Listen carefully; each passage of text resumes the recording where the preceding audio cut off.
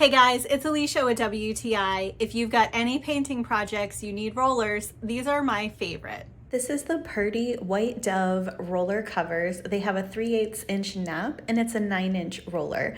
These are awesome. They have a really nice high density, so they always provide a really nice smooth coverage and it helps you to get your painting job done a lot faster.